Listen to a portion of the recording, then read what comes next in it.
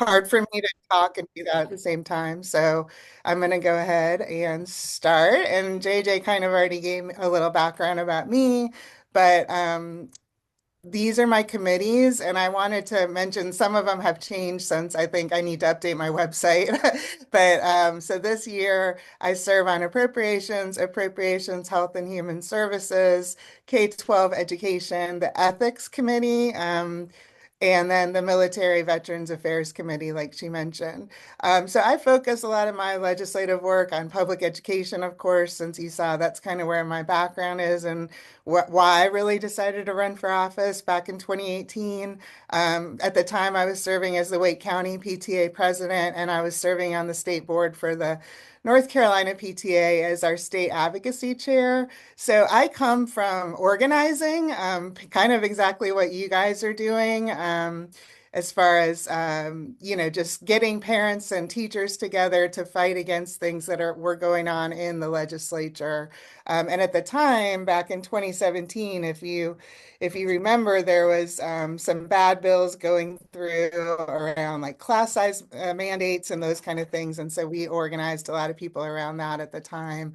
And that's what led me to run for office and back in 2018. And I flipped my seat from red to blue back in 2018. And that was the year that we broke the supermajority in the legislature and was able to finally uphold Governor Cooper's vetoes for a number of years. I think over the next 4 to 5 years, we held almost 50 vetoes. And that's how important when we talk about breaking the supermajority is that we were able to stop a lot of really bad legislation for a number of years. And that was really powerful and exciting. And hopefully we'll be able to do that again this year. So I live in Apex. You saw a picture of my family. I have 3 kids, and my husband is a professor at NC State. And I don't practice law anymore, but when I'm not in the legislature, I try to work as a substitute teacher as much as I can so that I can be in the classroom and really understanding what's going on, with teachers and educators in schools. It's the best thing that I've ever done to be able to learn about what's going on in our education system here in North Carolina. And I wish more people could do it and would do it. But it's a big ask, and there's a lot difference between just going in for an hour as a legislator to like a visit the school day and actually being in charge of a classroom for a whole day. So it's been wonderful. Okay, so let's go through kind of what a quick review of bill stages in the legislature. So, of course, we all know the Schoolhouse Rock, story, and it's actually pretty accurate. So if you ever want to go back and watch it on YouTube or something, it is very accurate about how a bill moves through the legislative process. But basically, a bill basically starts. I get a lot of questions, how does a bill start? And it really starts from you all, like from people that like come to us with ideas and different things about what they want to file. Now, that can be anything from just a constituent that reaches out.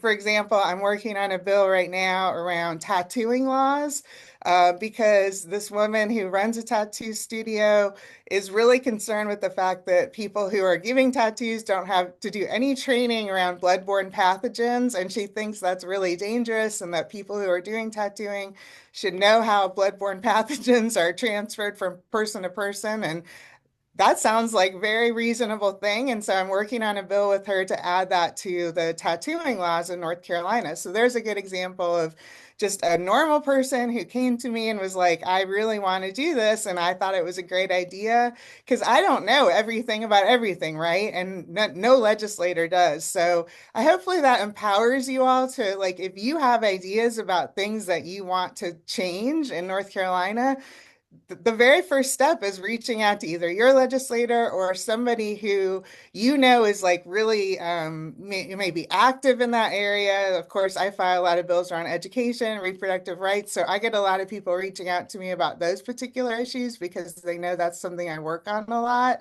But anybody, and then if you reach out to me about, say, something that I know nothing about and I'm really not that interested in, because of course we get a lot of that too, and we can only file a certain number of bills a year, I know all my colleagues and I can be like, oh, but I can't really file that this year, but hey, let me, introduce you to this person who I know this is a really interesting topic and something they work on a lot. So never hesitate to reach out to a member about an idea that you have.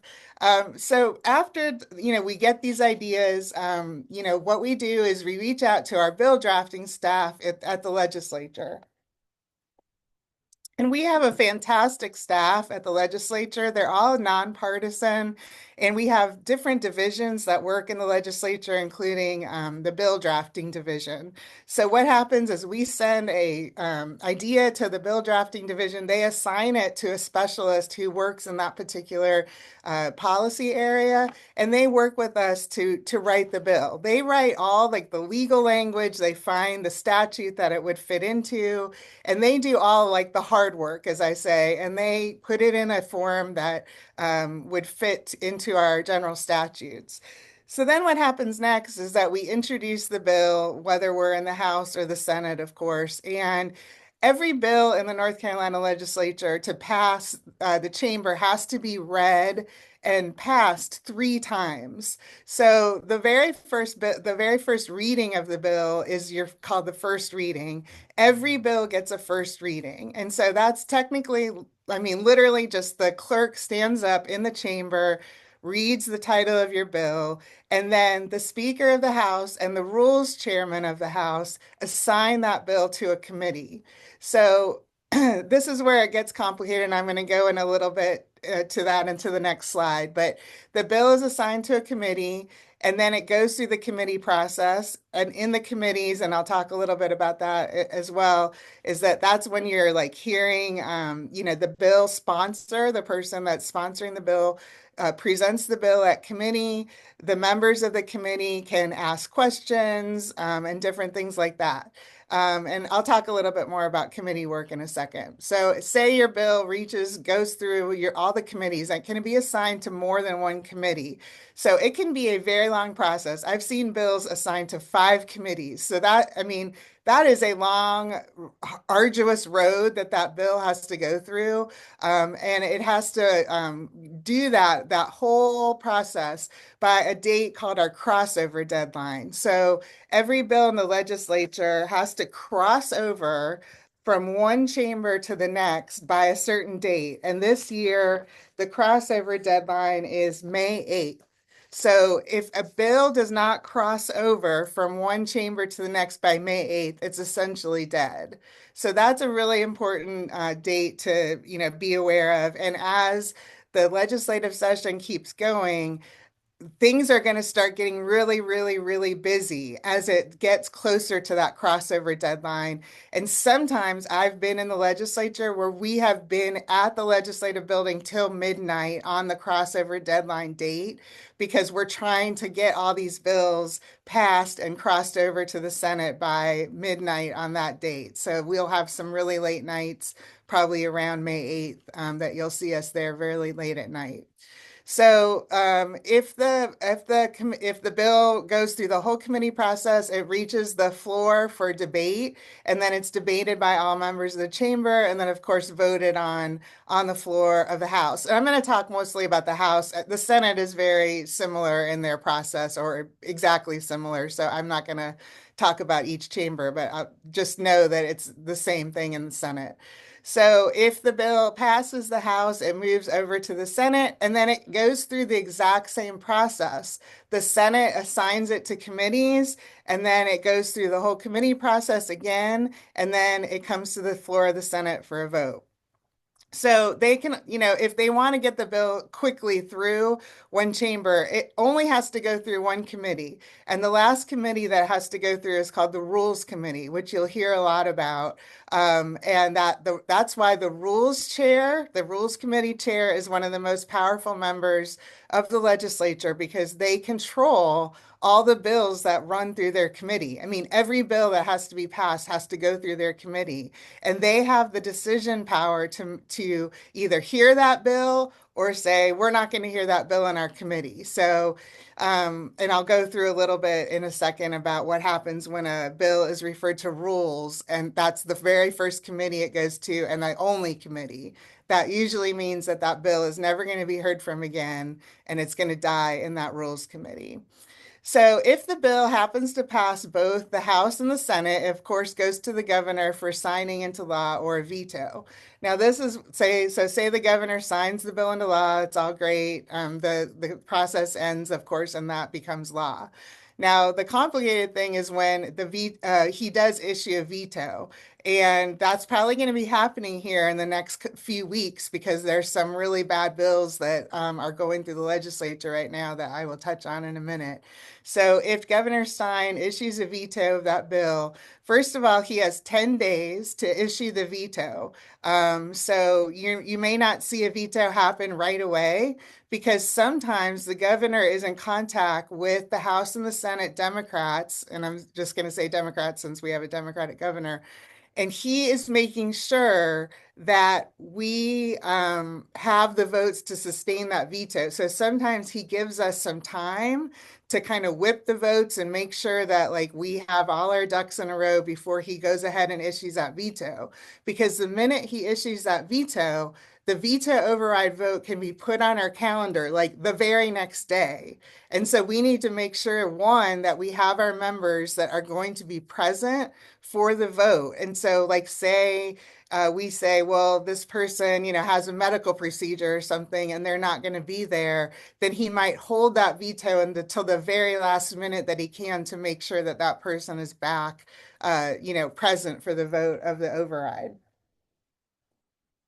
So after the veto is issued, it comes back, like I said, and then it can be placed on our calendar in the House. Now, the veto starts in the chamber where the bill is introduced. So if it's a House bill, we are going to vote on the veto first, and then it's going to go to the Senate. And both chambers have to vote to override the veto. So, and if it's a Senate bill, it will start in the Senate and then it will come over to the House. That's really important too, because if you're coming down to the legislature to protest something, you need to make sure you know which chamber it's going to start in before you come down and you're like sitting in the House chamber and we're not voting on it because it starts in the Senate, for example. So 3/5 of the members present must vote to override the veto. So it's not just the members, it's the members present. And that's why it's so important. And that's why both parties are counting constantly about who is in the chamber that day, who's missing, those kind of things. Now, the other thing is if you don't know, if you look at their voting board, you'll see up there, if we take a vote, if your name is lit up in white, that means you're not there that day and you have an excused absence to not be there. So if you come to a voting session of the legislature, you'll see that in the House that there's red and green, as you're voting, and then there's white, and that means that person is not there. So we need to make sure that all of our members are present. And so it's 3/5 of the members present must vote to override the veto. Now, hopefully you all know this, but we did break the supermajority in the House this year. So that means that we have one seat. So if every member is present, for the vote that day, and we all vote together as a caucus, 71 members of the Republican caucus and the 49 members of the Democratic caucus. If we're all present, we can uphold a veto because we have that 3/5, or they don't have the 3/5 majority to override like they did last session. So, and just say it is International Women's Day. I wanted to mention that both Democratic caucuses in the House and the Senate are majority women this year, which is really exciting. So I just wanted to mention that real quick. And then, of course, in the Senate, they do have a supermajority. The Republicans, they were not able to break the supermajority in the Senate. 30 Republican members, and we have 20 Democratic members. So that means they're always going to override the veto in the Senate. They're going to do it every time. So don't be disappointed when you see that. But the House is where we can sustain those vetoes. That's why there's a lot of pressure on us this year to make sure that we're there and that we're going to hold together on these things. So wanted to mention that there are a few different types of bills that you might see. There's a public bill, which applies to the general public, a private bill, which applies only to specific individuals or entities, and then there's something called a local bill, which applies to just specific municipalities. And we do have bill filing and introduction deadlines, both in the House and the Senate. And I should say, our bill drafting deadline, meaning we have to submit draft request to our staff, like I mentioned. Both of those deadlines have already passed in the House and the Senate. So unfortunately, if you reached out to me Monday and said, I want to do this bill, unfortunately, it's already past time for me to submit a draft to our staff. And to be quite honest, the bill drafting deadline was very early this year. And that's also because we have new leadership, right, in the House. We have a new speaker, we have a new rules chair, and I think they're trying to do some things a little different this year to try, both fingers crossed, to actually finish our session in a reasonable amount of time. Usually the long session, which we're in now, and is the budgeting year, we try to finish by July 4th because we're supposed to pass a budget by July 1st, which is the beginning of our fiscal year. But I've been there, this is my 7th year. We have never done that on time. So, yeah, that's always the goal, but it never really works. But usually, so this year, I think that the new leadership is trying to kind of front end things so that we can actually finish on time, but we will see what happens. So that's why the bill drafting deadline is a little earlier this year. Our bill filing deadline is in the House, it is on April 3rd. So every bill that's going to be filed this year will be filed by April 3rd. Now, I do want to say there is a caveat to that because you probably saw, last session, like bills popping up like at the last minute, including like Senate Bill 382, that was passed at the end of last year, the power grab bill that was passed. And you're probably wondering, well, how could they have done that? Because the bill filing deadline had long passed. So how are we putting new legislation, in December when the bill filing deadlines had passed?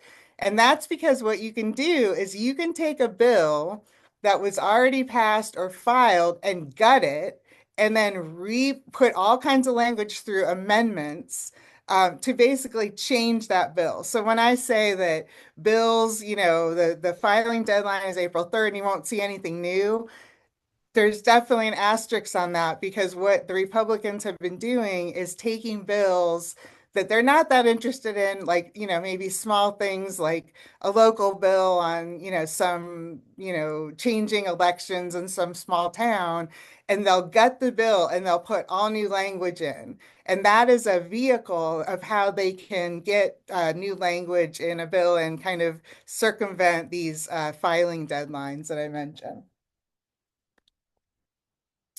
The other thing that they can do is something called a conference committee report, which is when two bills say the House passes one version of a bill, the Senate passes another version of the bill, and then they can what happens is when the two chambers don't agree on language, that bill has to go to something called a conference committee. And then members from each chamber are appointed to that committee to work out the differences in the bill. Well, what they've been doing is they've been using something called a conference committee report, which is when that bill comes out of the conference committee and it's in a new form, right? So it's like the two sides decided, okay, well, this is the language. And so they put it in something called a conference committee report. Conference committee reports cannot be amended. So what's happening, what they did last year a lot of the times is they introduced things through these conference committee reports, which prevents the minority party from trying to amend these bills at all. And we basically have to just vote yes or no. And there's no way to change it. There's no way to do anything to the bill. And that's just a bad way to legislate because it really does not allow the majority of members to weigh in on a bill. It doesn't go through another committee. It's just rammed down our throats and like you have to vote yes or no on this, and there's no way to change it at all. So you'll see that a lot of the times too. And it's a bad way to legislate, to be honest. All right, I know I'm talking a lot, and I know that there's just so much to cover, so I'm going to try to speed up a little bit here. So, the North Carolina legislature website is actually really, really good. It's one of the best, I would say, in the country. So, if we're going to say anything good about the North Carolina legislature, their website is really good. And you can go on the website and search bills. And my assistant made this little, he helped me make this presentation. So he put a little screenshot down there of how you can search different bills. So you can search by bill text, meaning that you can look up bills by topic areas. So if you're interested, say, in an education bill or labor or unions or abortion or whatever it is that you're interested when the bill is filed, it's assigned different, like search terms.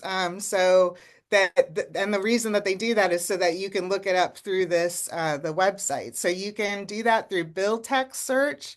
And then you'll see on the right-hand side, you can also look up by session. So if there is a bill maybe from last session that you're interested in, you just pull down and you can go to all the different sessions that have been, over the years and look up the bill. You can also look it up by bill number. So if you actually know the bill number, you can look it up by putting down at the bottom, it says look up bill. You can also search by member. So if you want to see, what bills I've filed, you can put my name in there and it'll pull up all the bills that I've filed or that I've co-sponsored. So it's really, really helpful to know kind of if you're interested to see, what bills have they filed on elections or different things like that. So on here, you can see who supports the bill. So once you pull up the bill number, you can go on and see who sponsored the bill and then who signed on as co-sponsors. So you can see on the right-hand side where it says sponsors, and you can see, first I want to say like on the top, it says Crawford, G. Pierce, R. Pierce, and Von Haefen. So every bill has four primary sponsors. You can have four people listed on the bill as the primary sponsors. The first person listed is the person who actually filed the bill or wrote it or put it into drafting or whatever. And so Sarah Crawford here in Wake County, is the lead sponsor of House Bill 179, which would allow labor organizations to deduct their membership dues from taxes.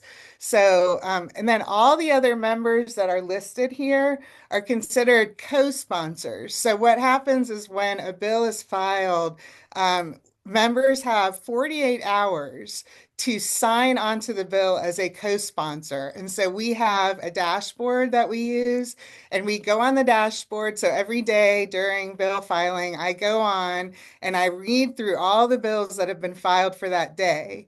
And I decide which ones that I want to put my name on. Now, some members are very prolific. They want to sign on to everything, and that's totally fine. It's really up to each member how they want to do this. I'm a little more picky about the bills that I put my name on because one, I know that bills can change a lot throughout the legislative process.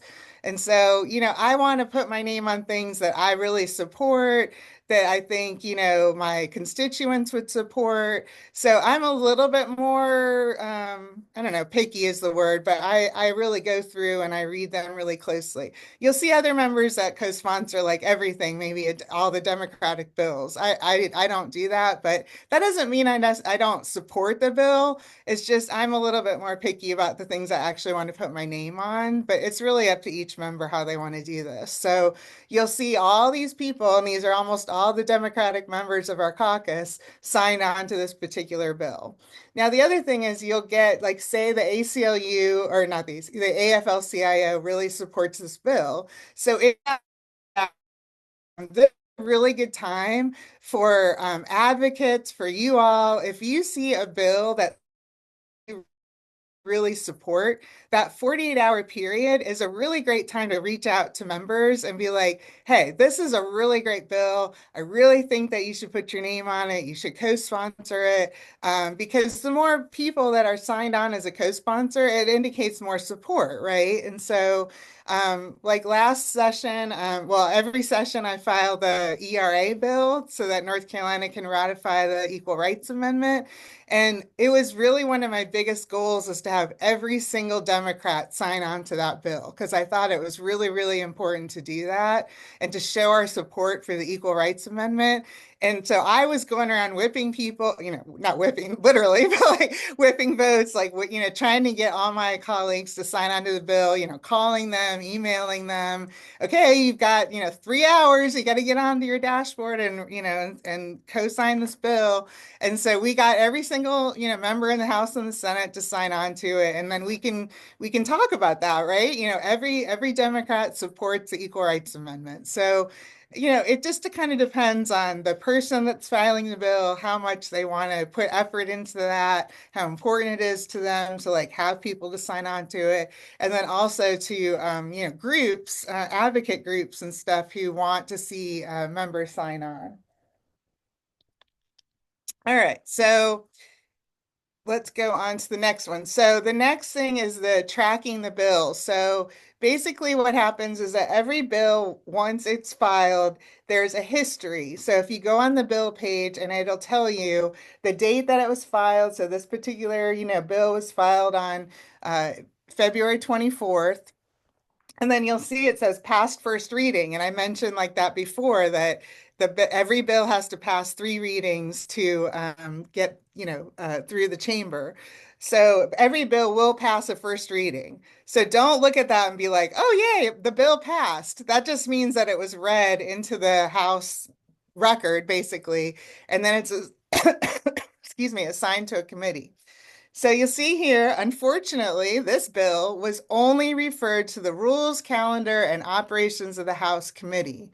So, like I said before, if a bill is just referred right to rules on the first reading and not referred to any other substantive committee, it's most likely never going to be heard from again. It's never going to be discussed in committee or heard on the floor. So if you see, though, that a bill was referred to multiple committees, say it's an education bill, it'll be referred to K-12 education, actually right now. So for example, we're talking about cell phones in schools. So that's a bill that we referred to K-12 education. Now it's going on to a judiciary committee, and then it'll go to rules, and then hopefully it'll come to the floor of the House. So you'll see on this history page the history of the bill. So also, if a bill passed a committee, it'll say past committee, now it's referred to the next committee. So you can follow a bill on this history page and see kind of if it's moving at all. Like I said, if it was referred to rules that you're never going to hear from it again, and those kind of things. So you cannot subscribe so it's not like you can say, send me an email when this bill moves to the next committee, unfortunately. But there's also something, the UNC school government has a really good legislative reporting service that has bill tracking, and you can subscribe to that through setting up an account. And then they actually send emails that show how bills are moving. So if you're really, really interested and want to subscribe to that, you can go onto that website and do that. Now, if it's referred, oh, here's an example. So it's referred committee, you'll see that it says referred to the Committee on Education, K-12. And then what you can do is you can go on to the website and go to the committee's webpage. So at the top of the website, you'll see committees like here at the bottom, and then you can go to House Standing Committees. and then it'll list all the committees in the House, these House standing committees, meaning these are the ones that exist from year to year. Just wanted to mention what's a non-standing interim and study committee are committees that meet just occasionally to like review different things, maybe like an oversight committee. Things that are, those committees do not hear bills specifically, but they're doing other things like studying, like if the legislature orders a study of something, like you might be appointed to a study committee to hear different testimony and different things like that. So the standing committees are the ones where you're going to see the bills go through and have like the regular meetings. So here you'll see you to committee meeting notices by mail or by email. So if you're interested in a particular area, say education, you can go on and you can click that link that says meeting notices by email. Actually, when I was in a PTA advocate, I subscribed to that so that I could see when bills came to committee. So you'll get an email that says the House K-12 Education Committee meeting is meeting next Tuesday, and these are the bills it's going to hear. So that's really, really helpful. So if you're interested in a particular subject area, so the House K-12 Education Committee meets every Tuesday at 2 o'clock. Now, it doesn't meet that, like if there's no bills that it's gonna that are pending right now, like it might not meet. And the committee chairs about whether that committee is going to meet, and we get notices, a few days in advance. Okay, we're going to meet this Tuesday at 2 o'clock. Now, the other thing I wanted to mention is that most committee rooms now have cameras. This is a new thing that like we just started in the last couple years. So you can actually go on and watch committee meetings from home. So you don't have to come down to the legislature and you can watch all these things online. So which I think is a really good step in the right direction to making sure that we have a lot more transparency. So now I just wanted to quickly, if it's okay, and I know that you know, I've talked a long time, so JJ, it's okay if I just quickly go through the website a little bit and just kind of show you all some of the things that I talked about. Um, and then I'll turn Sure, it back over for questions. sure. And Liz has been tracking the questions in the chat. So if we could save just a little time for that, would that be Yeah. okay? All Great. right. Well, this is our website. And so you can see a lot of the things that I mentioned, during my talk. And I will say that um, the like I said, so this is the homepage. And so this is all really, really helpful information. So you can see on here, when the House is going to convene, when the Senate is going to convene. Now, I also wanted to mention that a lot of people don't know that the House and the Senate have a lot of what we call skeletal sessions. So these are sessions that nothing really happens, but because of the rules of the legislature, when we're in session, meaning that we're convened and like the business is going on, the House and the Senate have to meet. Like I don't know what the exact rule is. I don't think it's every day, but it's like every 2 days or something like that. So, for example, on Monday, the House is convening at 11 o'clock, but I know for a fact we're not taking any votes. That's going to be a skeletal session where basically what happens is that, we gavel in there's only like maybe a handful of members there, like literally two or three people. And then there's like the clerk's office is there, and they read in the bills that have been filed, they do the committee assignments, and then they literally just gavel out. So you could tune into that. And then I wanted to mention right here is where you can watch the House sessions. And we have cameras now in the House chamber. You'll see over here on the Senate side, there's no camera.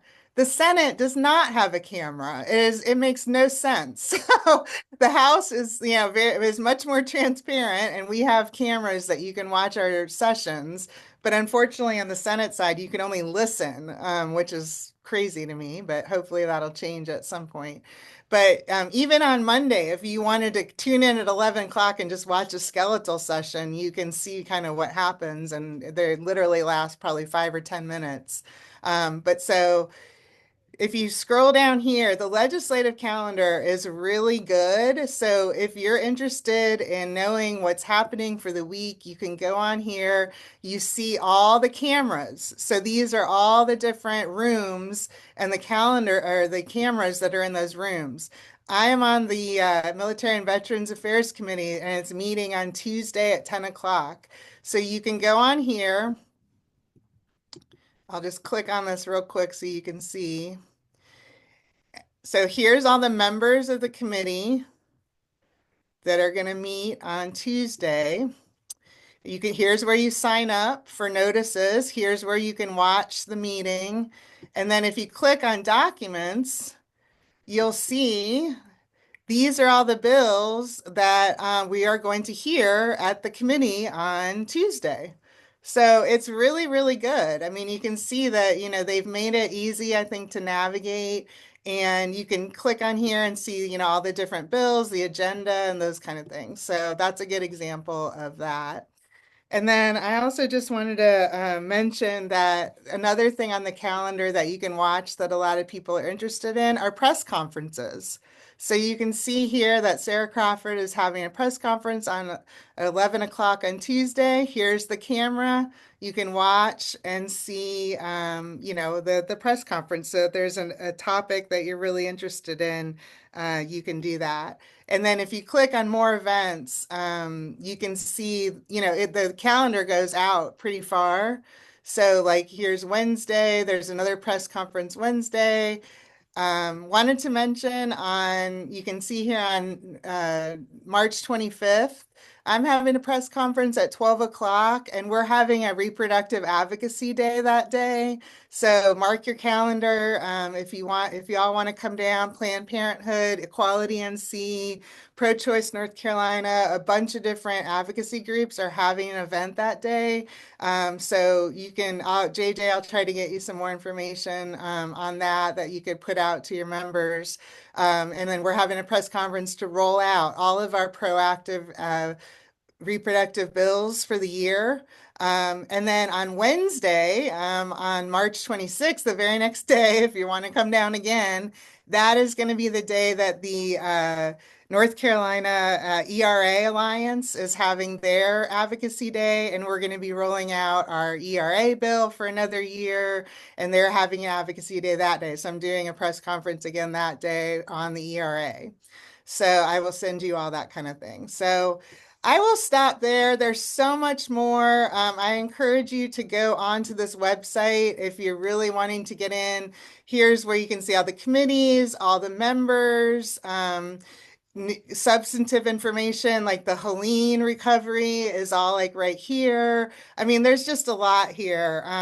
But I did want to just end by saying, the one big question that I get is around how to engage on bills that you're concerned with. And there's 3 bills that are coming up that are very concerning that I'm sure you all have heard about. One is the bill to restrict the Attorney General's uh, you know, his ability to get involved with the executive orders. That one, there's another really bad one on DEI, both in schools and in state agencies. And then there's another really bad bill around ICE and requiring state agencies to cooperate with ICE. So those are the 3 that you're probably going to see vetoes, that are going to be coming out as soon as they pass both chambers. And so when you see a bill starting to move, if there's something that's going on, you're hearing about it a lot, I would say the 3 best things to do are, one, to phone call. As you all know, same thing in Congress, is to call the office of your representative and let their assistant know how you feel. Members don't answer the phone, so don't be intimidated by calling an office at the legislature. You'll never, I mean, I would probably say you're never going to get a member that's going to pick up the phone. It's always going to be their assistant. We all have a legislative assistant that's a full-time staff member in our office that answers all those calls. And they will just take the message and, let their member know, that you called and that this is what you're concerned about. The second thing is emails. If you want to send an email to a member, my biggest advice is make it personal. Never, don't really send these mass email, these like, I mean, I think it's great. Like, I love Resist Bot and all these kind of things, and I get lots of those. But the most impactful emails are the personal stories, the personal emails that you're writing to your member, because those are the ones I'm going to respond to because either they're my constituent or there's somebody that, really shared something personal with me about how something is going to affect them or, how they're really concerned. So please make it very personal. It's a lot harder for a member to ignore something like that if you make it as personal as possible. And then, of course, the last thing is to come down and visit your legislature. We are an open building. We want people to come down. A lot of people are intimidated sometimes by coming down. But, you know, my office is literally like you walk in the door through security, and I'm right there, like right to the right of the front door. Would love for anyone to come down and see me, and I can tell, me or my assistant can take you around. We can, show you around. I mean, I really, really want people to come down to the building as much as possible and observe, what's going on. I would say Tuesdays and Wednesdays are the best days to come down to the legislature. Those are the days that we're the busiest, that there's most going on. You can see from the calendar, that those are the busiest days at the legislature and when I would encourage you to come down and visit. So I will stop there. So much more. I'll take any questions and thank you so much. Hopefully that was helpful. Thank you, Julie, for all of that. There's a lot of great questions. So I'll start with a nice, quick answer one. Claire had a question about how many bills can each legislature actually file per session. Sorry, Liz, you froze. I froze. Sorry about that. Claire had a quick question of how many bills can each legislature file per session? Oh yeah, good. I meant to mention that. Thank you so much. Yes, we can file 15 bills in the House side. I actually don't know what the Senate rule is, but in the House side, we're allowed to file 15 bills for the whole biennium. And when I say file, that means the first lead sponsor of the bill. So it's unlimited as far as like if so say I run out of what we call them tokens. So we get 15 tokens to file bills. So if I run out of tokens, I always do because I do file a lot of bills. I can either get a token transferred to me from another member who may not file as many bills. They can transfer tokens to members. Or I can ask like another member, hey, will you be the lead person and I'll just be the second person on the bill, for example. So yeah, we can only file as the lead sponsor, you can only file 15 bills in 2 years, which isn't a lot. No, that's really not a lot, but I'm glad there's some bartering that can happen there.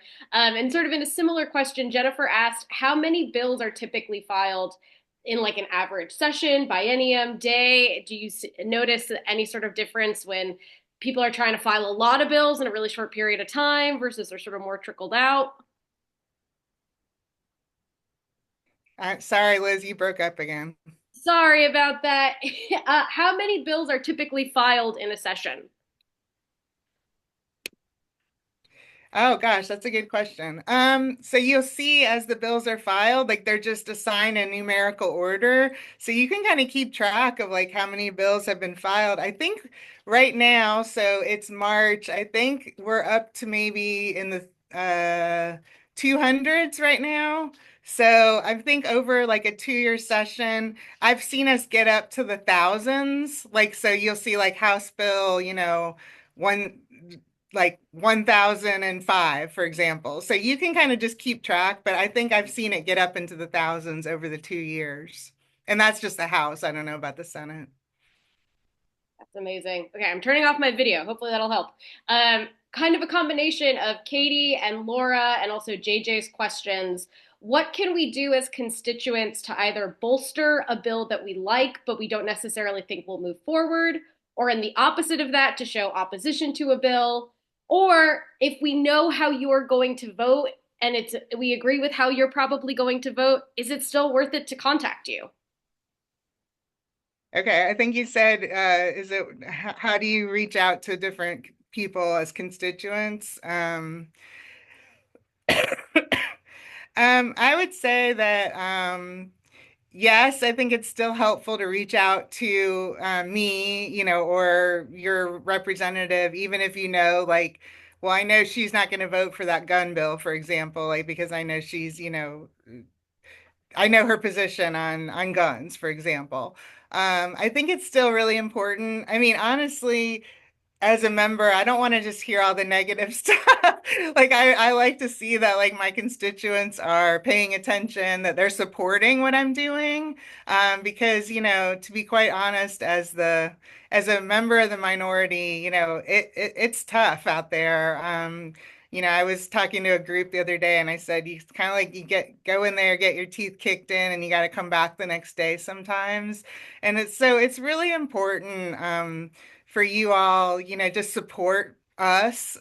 Just to be quite honest, like, we sometimes just need that emotional support. Like it means a lot when people even like send little thank you notes in the mail, like thank you so much for what you do, or for representing us, or for filing this bill, or those kind of things. So never feel like you're bothering us by reaching out, on these different topics. I think it's really important. And then as far as, I also get a lot of questions, and I don't know if this is your question because you broke up a little bit, but is that, is it worth reaching out to these to Republican members, right? Because I get a lot of that. Like, is that even going to do anything? Is it going to change their mind?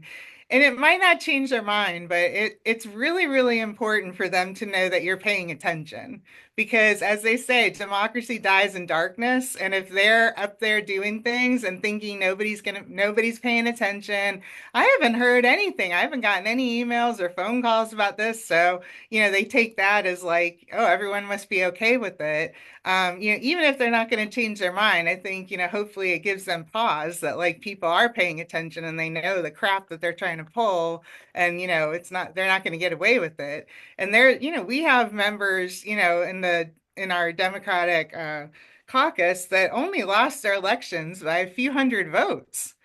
So it's not like some of these members have a huge mandate, like they were not elected by that much. And so it's really important for them to know that people are watching.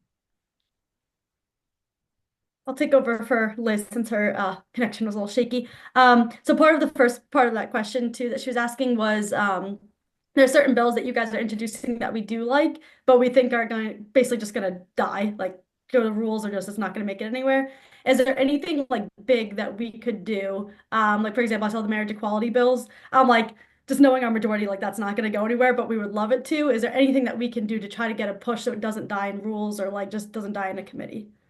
Yeah, I mean, I think that if you see a bill is not moving, I mean, some bills are referred to substantive committees and then they're still never heard.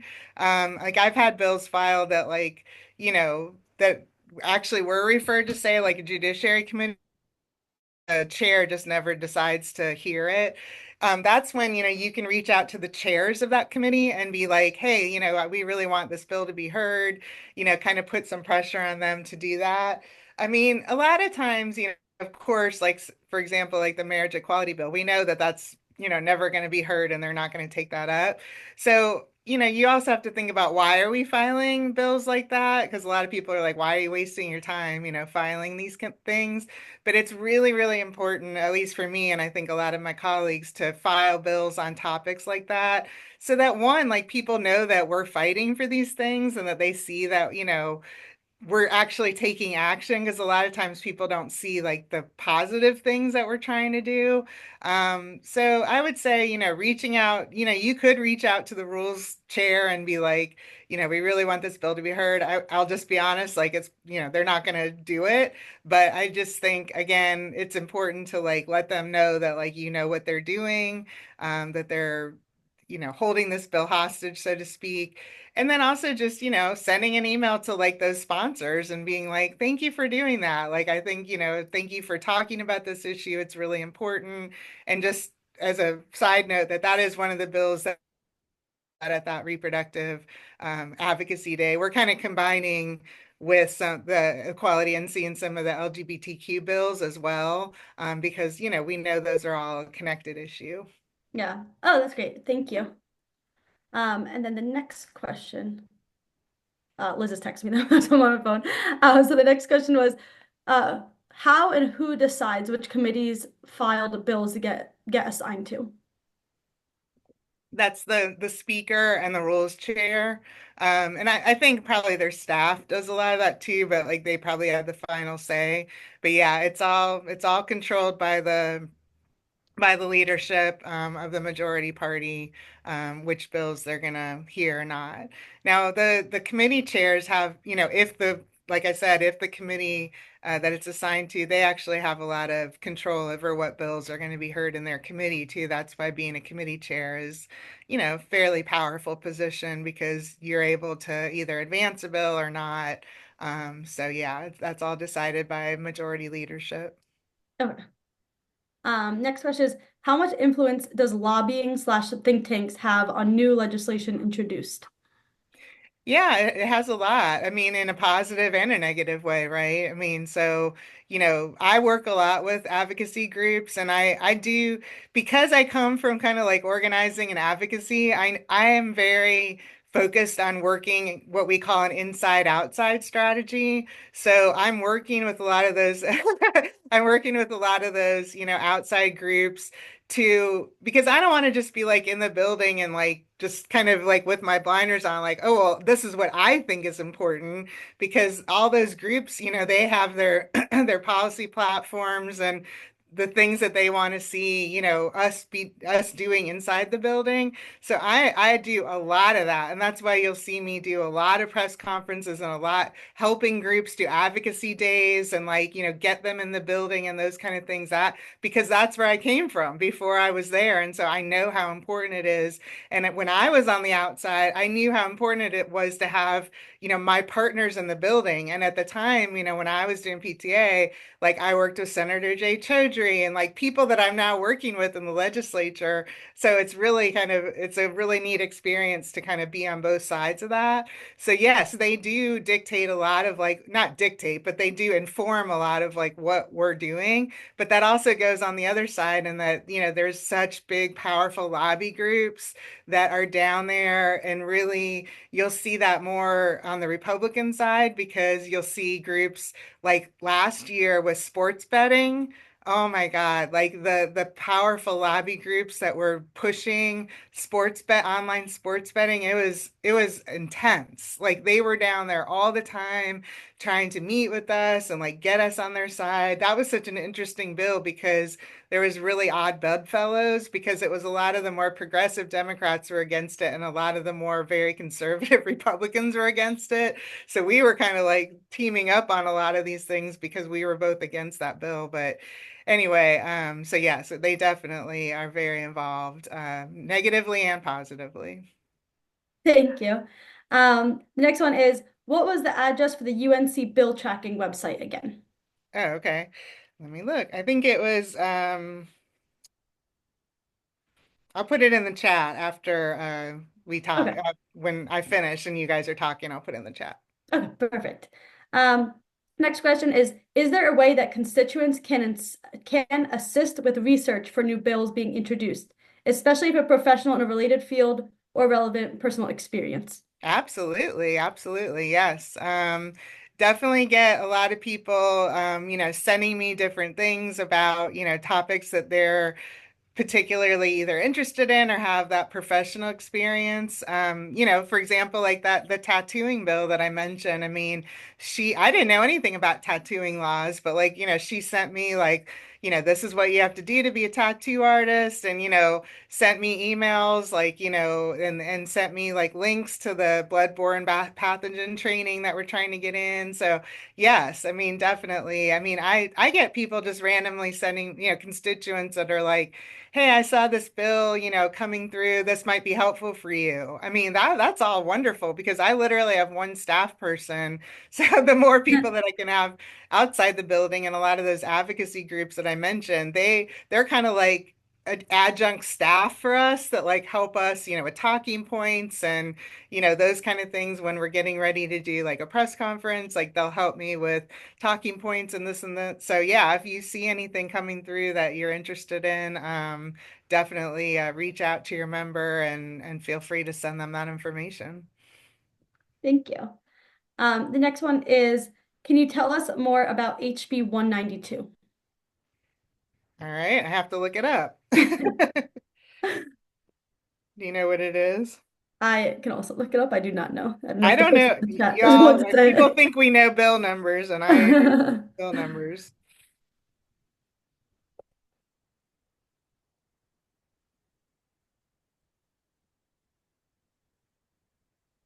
It looks like the raised teacher pay Oh gosh, yeah. and dollar a lot study. I don't know what the second part of that means, but the raised teacher pay. Yeah. While Representative Haven Von Haven looks that up, I just want to thank her so much for her time.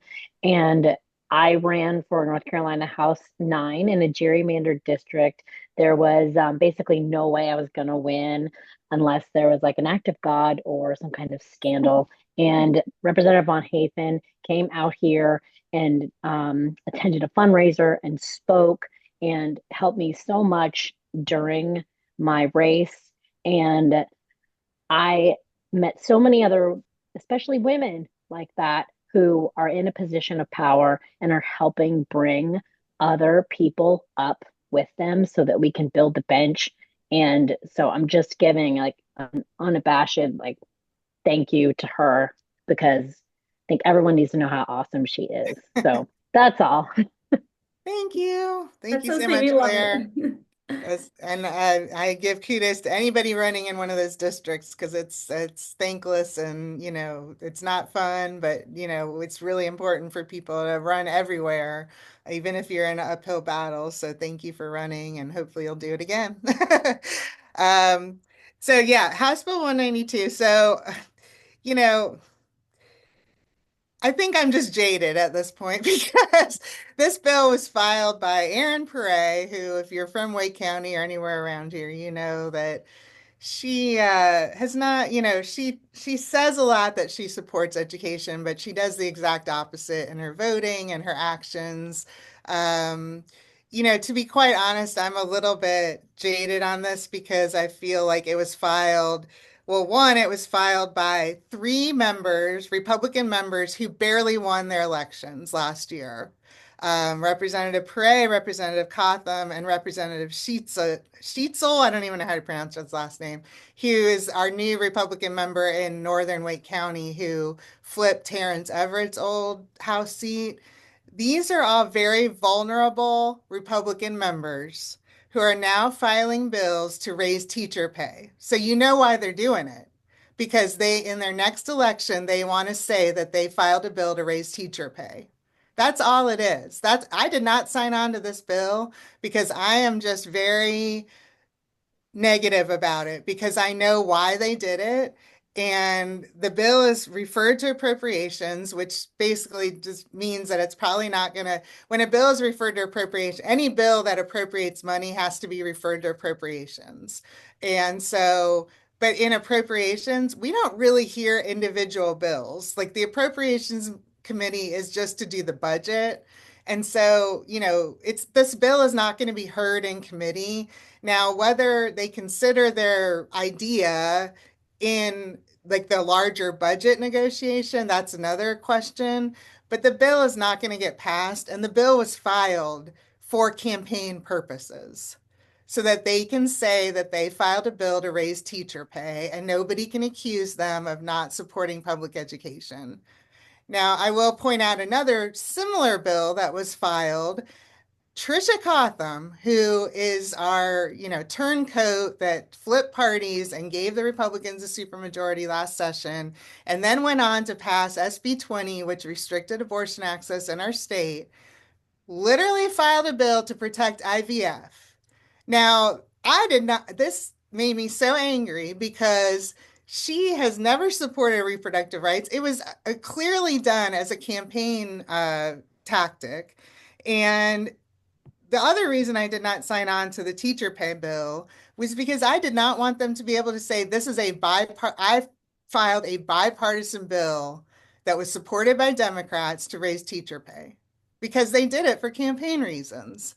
And so I don't want to give them any fodder to be able to say that because I know that their history is that they don't support these things. And so anyway, I think I'm just, jaded at this. I'm realistic, I should say. So that's my impression of that bill. Thank you. That's really informative. Yeah, it's interesting because you like and all the Democrats are filing bills trying to get them passed and showing that you're fighting, and they're just doing it for a campaign reason. So that's Yeah. very eye-opening, but not surprising. The next one is, do committees have majority slash minority leaders, kind of like how the US federal has? Um, and can one party have more influence on a committee? Absolutely. Yeah, I'm glad that somebody asked that. No, we do not have minority chairs they're all the chairs and co-chairs, or they call it chairs and vice chairs are Republican members. But I will say that there are a couple of Democrats who have, I think, either vice chair positions, and I bet you can guess who those Democrats are. They give those positions to Democrats that they think they can sway to vote with them on vetoes or other bills. So you all probably know that we do have a few members of the Democratic caucus who sometimes vote with Republicans on certain issues. And one of them was beat last year in a primary, so he's not there anymore. But we still have, three or four members that are the ones that we're very focused on to make sure that they're sticking with us on vetoes and those kind of things. But if you see, those are the members that they were given different, more like vice chair positions on committees. So again, you have to be very realistic about why they're being given these positions. But it's very rare that Democrats or people in the minority are given those types of positions. So no, it's not like Congress. Other state legislatures, they do have minority and majority like chairs of committees, but we don't have that here. Now, the other thing I'll mention is that the really, the really terrible thing that they did in the last couple of years is that every committee has four what they call ex officio members. And there's these four members who are like that the rules chair, the majority leader, the Senate or the president or the speaker pro tem, who's like the second in line that takes over when the speaker's not there. These four Republicans are members of every committee. So what they do is that they're called kind of floaters. So say I've been in a committee where for whatever reason there was more Democrat members there than Republicans because, maybe they just skipped the meeting or whatever. And we had the ability because we had more Democrats there to vote out or to stop all the bills that were about to go through that committee. So what they do is that they call these floaters and they're like, you got to get down to the local government committee right now because they want to make sure that they always have more Republicans in that committee meeting than there are Democrats. So it's just not fair. It's absolutely not fair because we have no ability to stop things in committee unless we can get Republicans because they have these floaters that will come in if they're needed to get a bill through the committee. So yeah, it's not good. It's Wow, not yeah. fair at all. No, that's a lot more, I think, than we all realized. We knew it was bad, but yeah, much worse. Um, yeah, very, very interesting. So the next one, oh, sorry, I think she says, I think that was our last question. Any others we will send to you and see, so we don't take up too much of your time. So that'll be the last question for now, and then we'll email you any other questions and send out the responses. But yeah, I don't know if JJ wants to chime in, but yeah, we just want to thank you so much for your time, Julie. This has been really eye-opening and amazing. It really has been. It's cleared up a lot of the misconceptions and a lot of the naivete I have about how much politics influences the bills that we see and how they live and die through the legislature. So we really appreciate your time and your knowledge, yes, and your expertise. And so the next thing that's going to happen in the meeting is we have about 5 slides to go through with Wake County Indivisible, and they're all about really important upcoming events